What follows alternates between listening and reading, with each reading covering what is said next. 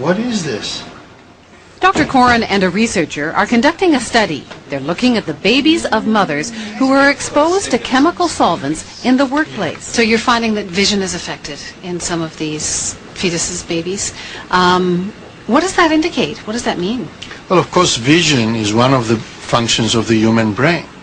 So it means that these chemicals find themselves through mom, through the umbilical cord, into the baby, into the developing brain, and damaging functions there.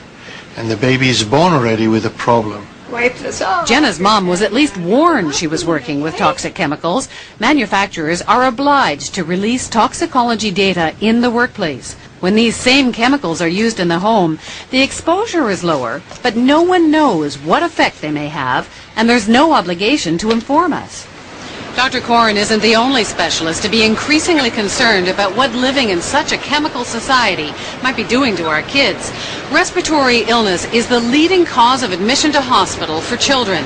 Childhood asthma has jumped 400% over the last 20 years. And after injuries, cancer is now the leading cause of death among children aged 5 to 9. There's increasing evidence of links between those kinds of chronic health effects in children and a certain range of chemicals in our environment.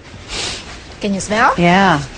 So we went to see a chemist, Dr. Virginia Solaris. She's an indoor air quality expert. And we asked her, what's in some of these products being marketed to young families? This is one product we're looking at, Lysol Antibacterial Action. It does actually list ingredients, ethanol, 79%. And not just any ethanol, says Solaris, it's denatured ethanol.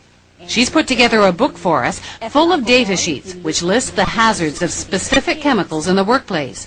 Again, there's nothing like this available on the effect of these chemicals when used in the home. Here's what Solaris discovered about denatured ethanol. May cause irritation of eyes and mucous membranes, may cause central nervous system depression if inhaled or ingested. So, we now know everything that's in the Lysol, do you No. think? No, there's more? Yep, says Solaris. There's also alkyl dimethyl benzyl ammonium chloride.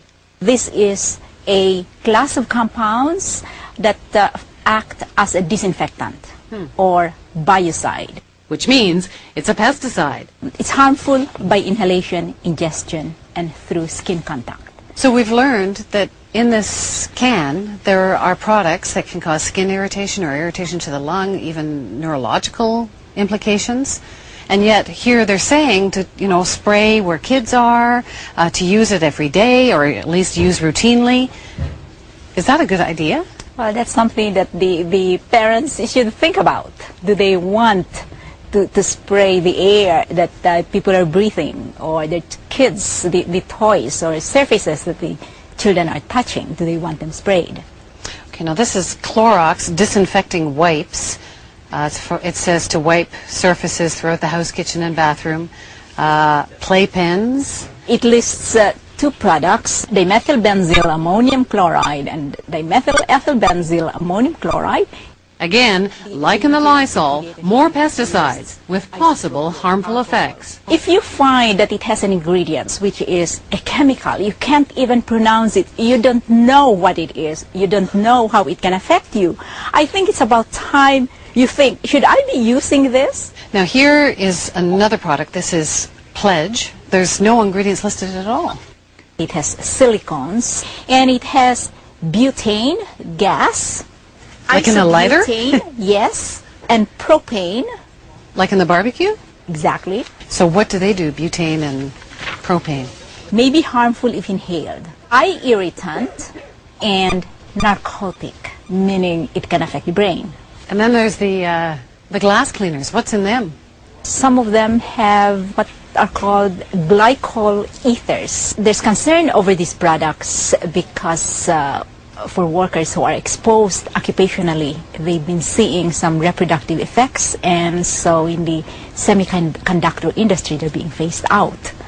What about all the laundry detergents and fabric softeners? I think people assume that they're safe. Is there any cause for concern with chemicals in those? You'd be amazed at the number of chemicals that are used in detergents. They have chemicals to prevent the dirt from sticking back onto the clothing. They've got chemicals to oxidize, and of course you've got the perfumes. You may not be rinsing away all of those chemicals. What kind of exposure do you need to those chemicals before it's harmful? We don't really know. But we know at some level it can be harmful. That's right. There's a labeling system in the workplace that has symbols for both acute and chronic hazards and statements that are supposed to warn. Concern over these products because for workers who are exposed occupationally, they've been seeing some reproductive effects, and so in the semiconductor industry they're being phased out. What about all the laundry detergents and fabric softeners? I think people assume that they're safe. Is there any cause for concern with chemicals in those? You'd be amazed at the number of chemicals that are used in detergents. They have chemicals to prevent the dirt from sticking back onto the clothing. They've got chemicals to oxidize, and of course you've got the perfumes. You may not be rinsing away all of those chemicals. What kind of exposure do you need to those chemicals before it's harmful? We don't really know. But we know at some level it can be harmful. That's right. There's a labeling system in the workplace that has symbols for both acute and chronic hazards and statements that are supposed to warn you about those hazards. It will disclose whether it contains a carcinogen in it or a reproductive toxin or some other chronic health hazard. Some of these same chemicals are in consumer products, but there's nothing on the label like that for the consumer product. All household cleaners fall under the Hazardous Products Act, which is almost 40 years old. They're also regulated by something called the Consumer Chemicals and Containers Regulations. Labels are required to provide hazard symbols like poison and flammable, and they have to give information about first aid treatments for those ingredients. But there's no requirement to list other chemicals that could cause long-term health effects, and no warnings that say anything like may cause respiratory problems. People assume that if it's on the shelf, it's been tested, it's safe. And you can't make that assumption all the time. You can't. Not with the regulatory framework that we have in place.